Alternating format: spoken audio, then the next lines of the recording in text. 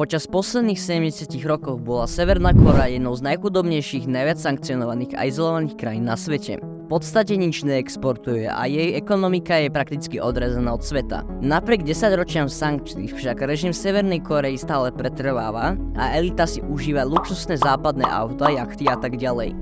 Krajina si dokonca mohla dovoliť neuveriteľné drahý program jadrových zbraní, ale ak je to možné, ako dokáže severokorejská ekonomika prežiť úplnú izoláciu, financovať svoje vojenské aktivity a dovážať luxusné produkty, ktoré by nemala mať prístup? Odpoveď spočíva v skutočnosti, že oficiálna severokorejská ekonomika nie je hlavným zdrojom príjmov. Namiesto toho ju skutočne udržiaval rozsiahle globálne kriminálne impérium, vytvorené a riadenie štátom Severnej Kórey. Od hackovania a obchodovania zbraňami cez pašovanie drog a tlačenie falošných peňazí Severná Kórea tajne vytvorila jednu z najväčších kriminálnych organizácií na svete, udržiavajúc tak svoju ekonomiku a režim. Nikto sa zdá byť schopný ju zastaviť. V dnešnom videu si ukážeme, ako Severná Kórea skutočne zarába peniaze.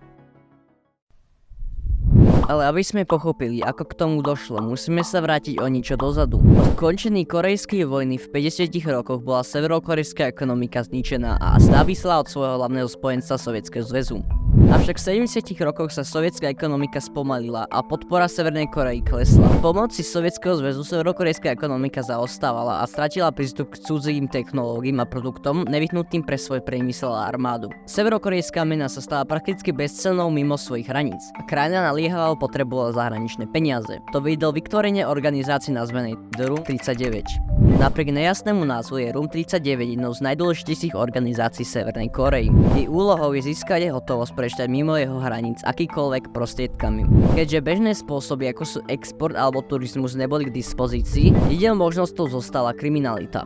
Severokorejské kriminálne impérium začalo skromne, s dokumentovanými prípadmi v 70 rokoch, keď boli s diplomatmi vyhostení zo Švédska za pašovanie bezcelných cigariet a alkoholu. Avšak čoskoro sa rozšírilo do celosvetovej distribúcie nelegálnych drog, falšovania meny a hackovania a ďalších kriminálnych aktivít. Od 80 rokov sa Severná Kórea hlboko zapojila do výroby a globálnej distribúcie nelegálnych drog.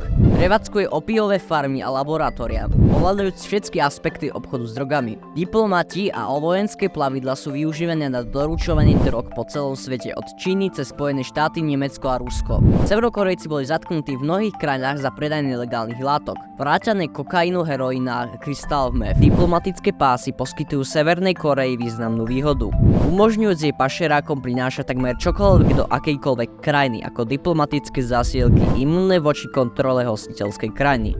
Táto diplomatická ochrana sa využíva na pašovanie zbraní do konfliktných oblastí a pašovanie sankcionovaných tovarov ako krvavých diamantov, slonových kosov a rohov z nosorožcov z Afriky.